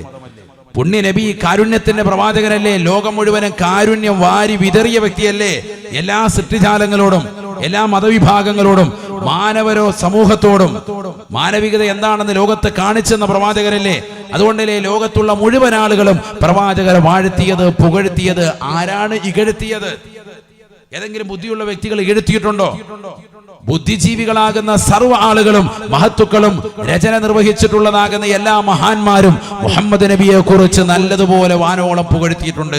എല്ലാ മതഗ്രന്ഥങ്ങളിലും എല്ലാ മതവിഭാഗങ്ങളിലുമുള്ള ആളുകളും ആണ് മനസ്സിലാക്കേണ്ടത്. അതിൽ ഭാഷ, ദേശ, വർണ്ണവർഗ വ്യത്യാസമില്ല. പരിപൂർണമായി പ്രവാചകരെ വർണ്ണിച്ചിട്ടുണ്ട്. അറിയണം നമ്മൾ നബീന റസൂലുള്ളാഹി സ്വല്ലല്ലാഹു അലൈഹി വസല്ലം തങ്ങളാരാണ്? ആ ഹബീബായ നബി തങ്ങളെ അനുരാഗം വെച്ച് പുലർത്താതെ നീ യഥാർത്ഥ സത്യവിശ്വാസിയാവുകയില്ല. ഹബീബുനാ റസൂലുള്ളാഹി സ്വല്ലല്ലാഹു അലൈഹി വസല്ലമ തങ്ങൾ ആരാണ്? പഠിച്ചു വെക്കണേ. 3 കാര്യങ്ങൾ അല്ലാഹുവിന്റെ റസൂൽ ലോകത്തോട് ഉണർത്തുകയാണ്. എനിക്ക് ഏറ്റവും ഇഷ്ടപ്പെട്ട വസ്തുക്കൾ, ഒന്നാമത് അത് പരിശുദ്ധമായ സുഗന്ധമാണ്. മറ്റൊന്ന് എന്റെ ഭാര്യമാരാണ്. മൂന്നാമത്തത് നമസ്കാരത്തിൽ കൺകുളിർമയാകലാൻ. അല്ലാഹു ഇത് 3ന് പ്രിയം വെക്കാൻ നമുക്ക് തൗഫീഖ് നൽകട്ടെ. ഹബീബുനാ റസൂലുള്ളാഹി സ്വല്ലല്ലാഹു അലൈഹി വസല്ലമ തങ്ങളുടെ ഈ വചനങ്ങൾ കേട്ടുകൊണ്ട് സ്വഹാബത്ത് ഇരിക്കുന്നുണ്ട്. അല്ലാഹുവിന്റെ റസൂൽ ഉടനെ ചോദിച്ചു, യാ അബൂബക്കറേ മാ ഹുബ്ബിബ ഇലൈക മിൻ ദുനിയാക യാ അബൂബക്കറേ ഈ ദുനിയാവിൽ നിനക്ക് ഇഷ്ടം വെച്ചിട്ടുള്ളതാകുന്ന കാര്യങ്ങൾ ഏതൊക്കെയാണ്? ഒന്ന് പറയുമോ അബൂബക്കറേ? അബൂബക്കർ സിദ്ദീഖ് റളിയല്ലാഹു അൻഹു ഉടനെ പറയുകയാണ്, എനിക്ക് ഈ ദുനിയാവിൽ പ്രിയമുള്ളത് 3 വസ്തുക്കളാണ്. ഹുബ്ബിബ ഇലയ്യ മിൻ ദുനിയാകും സലാസത്തു മൂർ. ഈ ദുനിയാവിൽ എനിക്ക് ഇഷ്ടമുള്ളത് 3 വസ്തുക്കളാണ് ഹബീബേ. അതിലൊന്ന് അല്ലാഹുവിന്റെ റസൂലിനോട് പറയുകയാണ്, അന്നദുറു ഇലാ വജ്ഹിക വൽ ജുലൂസു ബൈന യദൈക വജംഉൽ മാലി ലിൽ ഇൻഫാഖി അലൈക. എനിക്കിഷ്ടവും 3 കാര്യങ്ങളാണ്. ഒന്ന്, അവിടുത്തെ പരിശുദ്ധമാക്കപ്പെട്ടതാകുന്ന മുഖകമലം സദാസമയം നോക്കിക്കൊണ്ട് നിലകൊള്ളലാണ്. എത്ര സുന്ദരമാണ്. വഅജ്മലു മിൻക ലം തറ ഖത്തു ഐനി വഅഹ്സനു മിൻക ലം തലിദിൻ നിസാഉ ഖുലിഖത മുബറഅൻ മിൻ കുല്ലി ഐബി كأنك قد خلقت كما تشاء. എല്ലാ ന്യൂനതകളിൽ നിന്നും പരിപൂർണമായി ഒഴിവായതായ നിലക്ക് തങ്ങൾ ഉദ്ദേശിക്കുന്നതായ മുഖകമലത്തിൽ, തങ്ങൾ ഉദ്ദേശിക്കുന്ന ഭാവത്തിലും രൂപത്തിലും മഹത്തായ രൂപത്തിലുമായി അല്ലാഹു നബിയെ തങ്ങളെ അയച്ചില്ലയോ? വഅജ്മല മിൻക ലം തലിദിൻ നിസാഉ. തങ്ങളെക്കാൾ സുന്ദരനായ ഒരു കുഞ്ഞിനെ ലോകത്ത് ഒരു ഉമ്മയും പ്രസവിച്ചിട്ടില്ല. തങ്ങളെക്കാൾ സുന്ദരമാകുന്ന ഒരു കുട്ടിയെ ലോകത്തൊരു ഉമ്മയും പ്രസവിച്ചിട്ടില്ല. അത്രയേറെ സുന്ദരനായ ഹബീബായ നബി തങ്ങളെ തങ്ങളുടെ മുഖകമലമൊന്ന് കാണാനുള്ള പ്രിയമാണ്. എനിക്ക് ഏറ്റവും ഈ ദുനിയാവിൽ ഇഷ്ടം അന്നളുറു ഇലാ വജ്ഹിക. അബൂബക്കർ സിദ്ദീഖ് റളിയല്ലാഹു അൻഹു പറയാൻ, എനിക്ക് ഇഷ്ടം തങ്ങളുടെ മുഖത്ത് എപ്പോഴും നോക്കിക്കൊണ്ടിരിക്കുക. ഈ ദുനിയാവിൽ ഏറ്റവും ഇഷ്ടപ്പെട്ട വസ്തു ഏതാണെന്ന് ചോദിച്ചപ്പോൾ കൊടുത്ത മറുപടിയാണ് അന്നളുറു ഇലാ വജ്ഹിക. തങ്ങളുടെ മുഖത്ത് ഇമ വെട്ടാതെ നോക്കിയിരിക്കുക, അതാണ് എനിക്ക് ഏറ്റവും ഇഷ്ടം. സയ്യിദുനാ അബൂബക്കർ സിദ്ദീഖ് റളിയല്ലാഹു. തീർന്നില്ല. അബൂബക്കർ സിദ്ദീഖ് റളിയല്ലാഹു തആല അൻഹു വീണ്ടും പറയുകയാണ്, വൽ ജുലൂസു ബൈന യദൈക. നബിയേ തങ്ങളുടെ സന്നിധിയിൽ ഇരിക്കലാണ് ഹബീബേ, അവിടുത്തെ ചാരത്ത് നിലകൊള്ളലാണ് ഹബീബേ. എത്ര സുന്ദരമാണ്. ആരാണ് ഈ ഹബീബ്? അറബ് നാട്ടിലെ മാമലകൾ മുഴുവനും കനകക്കൊട്ടാരമായി തിരുസവിധത്തിലേക്ക് തരട്ടെ എന്ന് ജിബ്രീൽ അലൈഹിസ്സലാം വന്നുകൊണ്ട് ചോദിക്കുമ്പോ വേണ്ട എന്ന് പറഞ്ഞുകൊണ്ട് പരിത്യാഗത്തിന്റെ ആത്മീയ വലയത്തിലേക്ക് ഉൾവലിഞ്ഞ് ലോകത്തിന് മുഴുവനും മാതൃക കാട്ടിയ ഹബീബ് മുഹമ്മദ് മുസ്തഫ സല്ലല്ലാഹു അലൈഹി വസല്ലമ തങ്ങളാണ് വൽ ജുലൂസു ബൈന യദൈക യാ റസൂലല്ലാഹ്. നബിയേ തങ്ങളുടെ അടുക്കൽ ഇരിക്കലാണ് ഈ അബൂബക്കറിന് പ്രിയം ഹബീബേ. തീർന്നില്ല ഹബീബേ. എനിക്ക് ഈ ദുനിയാവിൽ ഇഷ്ടമുള്ള 3 വസ്തുക്കളിൽ മൂന്നാമത്തത് ഒന്ന് തങ്ങളുടെ മുഖത്ത് നോക്കലാണ്, രണ്ടാമത്തത് തങ്ങളുടെ ചാരത്ത് സദാസമയം നിലകൊള്ളലാണ്, തങ്ങളുടെ സന്തത സഹചാരിയായി നിലകൊള്ളലാണ്. മൂന്നാമത്തത് എനിക്ക് ഏറ്റവും ഇഷ്ടമുള്ളത് വജമുൽ മാലി ലിൽഇൻഫാഖി അലൈക, തങ്ങൾക്കും തങ്ങളുടെ കുടുംബത്തിനും സമ്പത്ത് സദാസമയവും ചെലവഴിച്ചുകൊണ്ട് നിലകൊള്ളാൻ സമ്പത്ത് ഒരുമിച്ച് കൂട്ടലാണ്.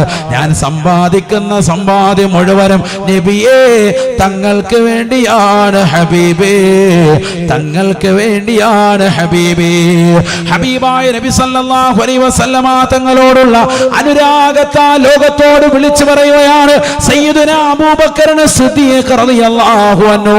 പഠിച്ചു വെക്കണേ പ്രിയപ്പെട്ട ഉമ്മമാരെ, ചെറുപ്പക്കാരെ, സഹോദരങ്ങളെ, പരിശുദ്ധ റബീഉൽ അവ്വൽ മാസം വന്നപ്പോൾ നീ ചെയ്തിട്ടുള്ള ഏതെല്ലാം നന്മകളുണ്ടോ, ഹബീബായ നബി തങ്ങളുടെ മേൽ ഓതിയിട്ടുള്ള പരിശുദ്ധമായ ഖുർആൻ ഖത്മുകൾ, പ്രവാചകരുടെ മേൽ ചൊല്ലിയിട്ടുള്ള സലാത്തുകൾ, ആ പ്രവാചകരോടുള്ള ഇഷ്കിനാൽ അനുരാഗത്താൽ ഏതെല്ലാം പാവപ്പെട്ട മക്കൾക്ക് നീ ഭക്ഷണം കൊടുത്തിട്ടുണ്ടോ, നാട്ടിലുള്ളതാകുന്ന പണക്കാരടക്കം മുസ്ലിമീങ്ങൾ അമുസ്ലിമീങ്ങൾ പച്ചക്കരലുള്ള ഹൃദയമുള്ള ഏത് വ്യക്തികൾക്കും നീ ആഹാരം നൽകിയിട്ടുണ്ടോ, അതിനെല്ലാം പ്രതിഫലമാണ്. കാരണം ലോകത്ത് ജനങ്ങളുടെ പശിയടക്കാൻ, ജനങ്ങളുടെ വിശപ്പടക്കാൻ ഏറ്റവും കൂടുതൽ നിലകൊണ്ട പ്രവാചകൻ അത് ഹബീബ് മുഹമ്മദ് മുസ്തഫയാണ്. ആ പ്രവാചകരുടെ കാരുണ്യം പോലും ലോകത്ത് ഒരാൾക്കും ഉണ്ടായിട്ടില്ല, ഉണ്ടാവുകയുമില്ല. ഒട്ടകം വന്നുകൊണ്ട് വിഷമം പറഞ്ഞപ്പോ പട്ടിണി കിടക്കുന്ന ഒട്ടകത്തിന്റെ വിഷമത്തിലും ദുഃഖത്തിലും പങ്കാളികളായി യജമാനൻ ഉപദേശിച്ച വ്യക്തിയല്ലേ ഹബീബ് മുഹമ്മദ് മുസ്തഫ. ഏതെല്ലാം വിഷയത്തിൽ അല്ലാഹുവിന്റെ റസൂൽ കഫാറത്ത് പറഞ്ഞിട്ടുണ്ടോ അവിടെയെല്ലാം പ്രവാചകന് പറയുകയാണ് 10 പേർക്ക് നീ ഭക്ഷണം കൊടുക്കണേ, 60 പേർക്ക് ഭക്ഷണം കൊടുക്കണേ, 1 വർഷം നീ പാവങ്ങൾക്ക് വിരുന്നൂട്ടണേ. അല്ലാഹുവിന്റെ റസൂൽ എല്ലാ നിലയ്ക്കും ജനങ്ങൾക്ക് ഭക്ഷണം കൊടുക്കുന്നതിന് വിളംബരം ചെയ്ത വ്യക്തിയല്ലയോ. പരിശുദ്ധ പ്രവാചകന്റെ ജന്മദിനത്തിന്റെ പേരിൽ റബീഉൽ അവ്വൽ ആഘോഷവേളയിൽ മദ്രസയിൽ പഠിക്കുന്ന ഖുർആൻ പഠിക്കുന്ന പരിശുദ്ധമായ ദീൻ പഠിക്കുന്ന മക്കൾക്ക് ആഹാരം കൊടുത്തതിന് എതിർക്കുന്നത് എന്തിന്റെ വിഷയത്തിലാണ്? ആരാണ് പൊന്നമോനെ നിനക്ക് ദീൻ പറഞ്ഞത്? നിന്റെ ഹൃദയത്തിൽ അല്ലാഹുവിന്റെ റസൂലിനോട് മഹബ്ബത്തില്ല, ഹബീബായ നബി തങ്ങളോട് മഹബ്ബത്തുള്ളതാകുന്ന അബൂബക്കർ സിദ്ദീഖ് തങ്ങൾ പറയുകയാണ് യാ റസൂലല്ലാഹ്, നബിയേ എനിക്ക് ഈ ദുനിയാവിലെ ഏറ്റവും ഇഷ്ടമുള്ളത് തങ്ങളുടെ മുഖകമലം നോക്കിയിരിക്കല, തങ്ങൾക്ക് വേണ്ടി സമ്പത്ത് ചെലവഴിക്കലാണ്. അതിനുവേണ്ടിയാണ് ഞാൻ നിലകൊള്ളുന്നത്. മരിദൽ ഹബീബു ഫസുർതുഹു ഫമരിൽതു മിൻ അസഫി അലൈഹി ശുഫിയൽ ഹബീബു ഫസാറനി ഫശുഫീതു മിൻ നളരി ഇലൈഹി. അബൂബക്കർ സിദ്ദീഖ് തങ്ങളും മുത്തുനബി സല്ലല്ലാഹു അലൈഹി വസല്ലമ തങ്ങളും തമ്മിലുള്ളതായ അനുരാഗം വിവർണനാതീതമാണ്. അബൂബക്കർ സിദ്ദീഖ് തങ്ങൾ പറയുകയാണ് മരിദൽ ഹബീബു, എന്റെ ഹബീബ് രോഗിയായി, ഫസുർതുഹു, ആ പ്രവാചകനെ ഞാൻ സന്ദർശിച്ചു, ഫമരിൽതു മിൻ അസഫി അലൈഹി, പനിച്ചു കിടക്കുന്ന എന്റെ പ്രവാചകന്റെ ചുവന്നു തുടുത്ത കവിളുത്തിടം കണ്ടിട്ട് എനിക്ക് വല്ലാത്ത ദുഃഖമായി, ഞാൻ രോഗിയായി മാറി. നബി സല്ലല്ലാഹു അലൈഹി വസല്ലം തങ്ങൾ രോഗിയായി കിടക്കവേ നബിയെ ഞാൻ രോഗസന്ദർശനം നടത്തി. നബിയെ കണ്ട മാത്രയിൽ ഞാൻ രോഗിയായി. കാരണം അങ്ങനെയാണല്ലോ. കുട്ടികൾക്ക് പനി പിടിക്കുമ്പോൾ അത് ഏറ്റവും കൂടുതൽ ബാധിക്കുന്ന ആരെയാ? ഉമ്മമാർക്കാണ്. കാരണം കുട്ടികളോടൊപ്പം ചേർന്ന് കിടക്കുക, പനി പിടിച്ച മകനെ ചേർത്ത് നിർത്തുക, അവനെപ്പോഴും കരച്ചിലും ബഹളവും ഭയങ്കര വാശി പിടിത്തമുള്ള സമയമാണ്. അപ്പോൾ ഉമ്മ എപ്പോഴും തോളത്തിട്ടുകൊണ്ട് കിടക്കും. അങ്ങനെ തോളത്തിട്ട് കിടക്കുന്ന ഉപ്പമാർക്കും അത് ഉണ്ടാവും, അത് ബാധിക്കും. അവർ കിടുങ്ങലും വിറയലും ബുദ്ധിമുട്ടും ചിലപ്പോൾ പനിയായി മാറാം. അങ്ങനെ ഓരോരുത്തർക്ക് കുടുംബത്തിലുള്ളവർക്ക് ഇങ്ങനെ പകർന്നു കിട്ടിക്കൊണ്ടേയിരിക്കും. സ്നേഹബന്ധത്തിനനുസരിച്ചാണ്. നബി സല്ലല്ലാഹു അലൈഹി വസല്ലം തങ്ങൾ പനിച്ചു കിടക്കുന്നത് കണ്ടപ്പോൾ തന്നെ എനിക്ക് രോഗമായി. അബൂബക്കർ സിദ്ദീഖ് റളിയല്ലാഹു അൻഹു പറയാൻ മരിദൽ ഹബീബു ഫസുർതുഹു ഫമരിൽതു മിൻ അസഫി അലൈഹി ശുഫിയൽ ഹബീബു ഫസാറനി ഫശുഫീതു മിൻ നളരി ഇലൈഹി. ഹബീബായ നബി സല്ലല്ലാഹു അലൈഹി വസല്ലമ തങ്ങളെ കണ്ട മാത്രയിൽ രോഗശയ്യയിൽ കടന്നതാകുന്ന എന്നെ നബി തങ്ങൾ രോഗശമനം വന്നപ്പോൾ എന്നെ കാണാൻ വീട്ടിലേക്ക് വന്നു. ഹബീബായ നബി തങ്ങളെ ഒന്ന് കണ്ട മാത്രയിൽ ഫശുഫീതു മിൻ നളരി ഇലൈഹി, നബി തങ്ങൾ ആരോഗ്യവാനായി കണ്ടപ്പോൾ തന്നെ നബിയിലേക്ക് ഒന്ന് നോക്കിയപ്പോൾ ആ പ്രകാശം പൊഴിക്കുന്ന വദനമൊന്ന് കണ്ടപ്പോ എന്റെ രോഗം ശമനമായി. ഒറ്റ നോട്ടം. നബി തങ്ങളിലേക്ക് നോക്കിയപ്പോൾ തന്നെ എന്റെ രോഗം പോയി. ഇതൊക്കെ മനസ്സിലാകണമെങ്കിൽ സ്നേഹമുണ്ടെങ്കിൽ ഇതൊക്കെ മനസ്സിലാവുള്ളൂ. സ്നേഹത്തിന്റെ അഹിലർക്ക് ഇത് പറഞ്ഞാൽ മനസ്സിലാവും. അല്ലാതെ നോക്കിയാൽ ഉടനെ മാറുന്ന അസുഖം ഈ മുസ്ലിയാരെന്താ ഈ പറയുന്നതെന്ന് വിചാരിക്കും. എതിർക്കുന്നവർക്ക് എതിർക്കാം. ഇത് ഹബീബായ നബി തങ്ങളോടുള്ള ഇസ്കിന്റെ അനുരാഗത്തിന്റെ മജ്‌ലിസാണ്.